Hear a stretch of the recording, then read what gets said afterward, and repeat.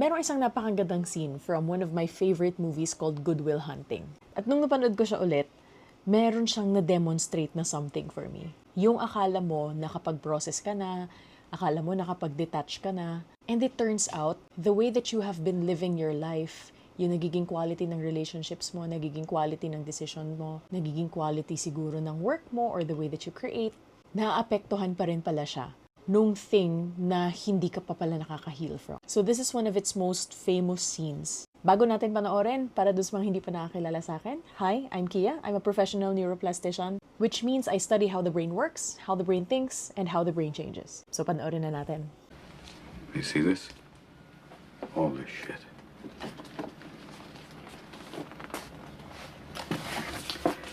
This is not your fault.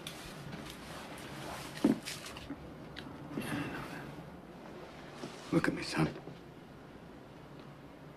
It's not your fault. I know. It's not your fault. I know. No, you don't. It's not your fault. I know. It's not your fault. All right.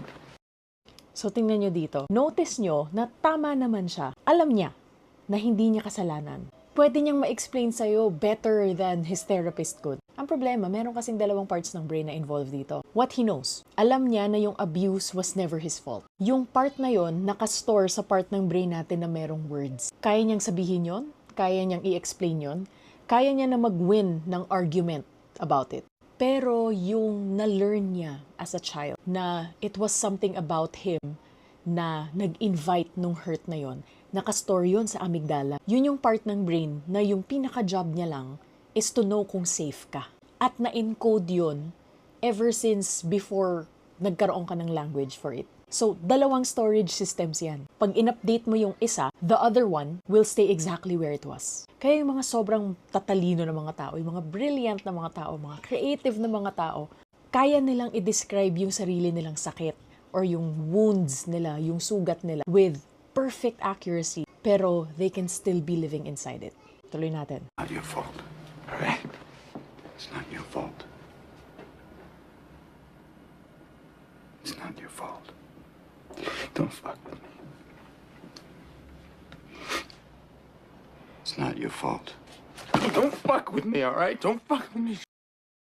So, bago nung anger niya, medyo go back at tingnan mo kung gaano siya kakalma. Yan yung itsura ng protection from the outside. And minsan, tinatawag natin tong detachment. Pero merong dalawang klase yan. Yung una, it's a skill. Kayang-kaya mong sabihin na, uy, masakit yun, without adding, and therefore, may something na mali sa akin. Yung second one, para siyang full-time job. Nagra-run siya ng 24 hours. At yung ginagawa niya lang, it's keeping you from getting close to the pain. Hindi kanya nilalapit dun sa masakit. From the outside, magkamukha kasi siya. Pareho silang kalma, mukha talaga silang steady. Pareho lang na sinasabi na, I'm fine, okay lang ako. Ngayon, yung galit. Pag ang isang tao, nag-shut down na siya for a long time, ibig sabihin na bury niya na yun for a long time. Parang yung road na pabalik, dadaan muna siya dito sa anger, sa galit. Yung galit na yun yung sign na yung system niya is going back online. Ito yung first na honest na thing na na-feel niya in this whole scene. It's not your fault.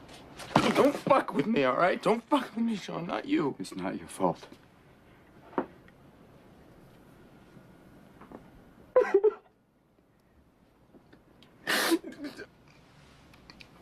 It's not your fault. Bakit kailangan siyang paulit-ulit? Bakit paulit-ulit niya yung sinasabi na it's not your fault, it's not your fault? Pwede namang isang beses lang. Kasi meron siyang tinatawag na window. Kung merong mga old memory na na-activate, nagiging unstable muna siya for a few hours.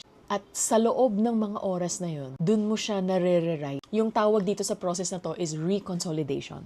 Pero meron tong kondisyon. Yung old learning or yung dating natutunan ng brain mo, kailangan live siya. Dun sa parehong moment na yung magko-contradict na experience or yung opposite na learning dadating. Live, ibig sabihin talagang ramdam, felt, rather than just discussed. Hindi lang pinag-uusapan. So nung sinabi niya na once lang, yun yung information. It's not your fault. 'Di ba? So si Will, Final niya yun. The way na parang fina-file niya everything else. Pero nung sinasabi over and over again, nung therapist niya na si Sean, habang nakatayo si Sean right in front of him, parang ang ginagawa ni Sean is kino-close niya yung exit ni Will in his head. Oh my God. Oh my God, I'm so sorry.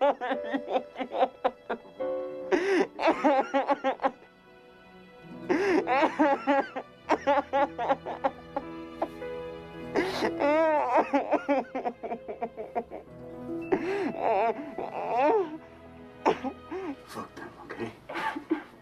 So dito, notice nyo kung saan siya lumanding. Dun sa embrace, sa hug ni Sean. Yung release na yon, it needs company. Hindi siya nangyayari sa self-processing or just alone in a room. Yung film na to, kinocompress niya yung maraming taon into a 4-minute clip. Yung window na inopen ni Sean, which is yung therapist, it was only a window. Yung pag-rewrite ng story na yon or ng narrative na yon sa brain natin, hindi siya nasa-solve or hindi siya nare-rewrite dun lang sa pag-iyak niya. Merong difference between healed at saka na-train ako na hindi makaramdam. And from the outside, pareho silang kalma. Every time na may nagsasabi sa akin na, I'm fine, I'm okay. How many years have you been fine? Anyway, this has been Kia, encouraging you to use your brain.